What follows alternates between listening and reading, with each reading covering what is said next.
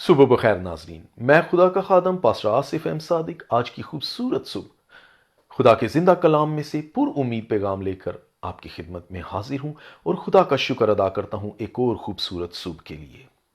آئیے آج کے دن کا آغاز ہم خدا کے زندہ کلام میں سے کرتے ہیں۔ یوحنا کا پہلا عام خط اور اس کے 5ویں باب کی 5ویں آیت میں مرقوم ہے، دنیا کا مغلوب کرنے والا کون ہے سوا اس شخص کے جس کا یہ ایمان ہے کہ یسوع خدا کا بیٹا ہے۔ عزیزو، بہت مرتبہ خدا ہمیں مشکل حالات میں سے اس لیے بھی گزرنے دیتا ہے کہ ہم اپنے اندر مخفی ایمان کی قوت کو کھوج سکیں۔ آج ہم دنیا کے مشکل ترین حالات میں سے گزر رہے ہیں، جہاں قدم قدم پر مشکلات اور آزمائشوں نے انسان کو گھیر رکھا ہے۔ اگر ہم مسیح یسوع پر ایمان لاتے ہیں تو ہم دنیا اور اس کی مشکلات اور ہر طرح کی آزمائش کو مغلوب کر کے ان پر فتح اور غلبہ حاصل کر سکتے ہیں۔ آج جس طرح سے انسان دنیائی وباؤں سے بھاگ رہا ہے، کاش کہ اسی طرح انسان گناہ سے بھاگے تو دنیا میں واقعی انقلاب آ سکتا ہے۔ آج کا انسان سارس، ڈینگی، زکا، ایبولا اور کرونا جیسی بیماریوں اور عالمی وباؤں سے ڈر کر بھاگ رہا ہے، خوف زدہ ہے، لیکن ایک خطرناک وائرس گناہ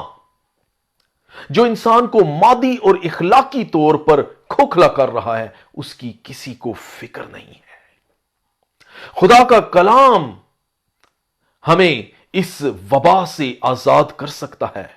کیونکہ امثال اس کے 9ویں باب کی 10ویں آیت میں لکھا ہے، خدا کا خوف حکمت کا شروع ہے اور اس قدوس کی پہچان فہم ہے۔ لفظ حکمت کا تعلق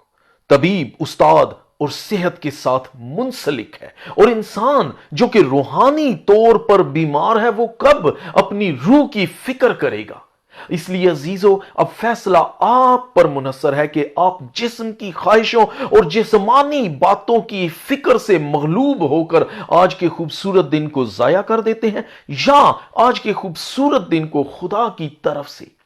ایک موقع غنیمت جان کر اور خدا کے ازلی بیٹے خداوند یسوع مسیح پر، جو کہ انسان کا حقیقی نجات دہندہ ہے، ایمان لا کر اپنی زندگی کے خوبصورت ایام میں ایک اور دن کا اضافہ کرتے ہیں۔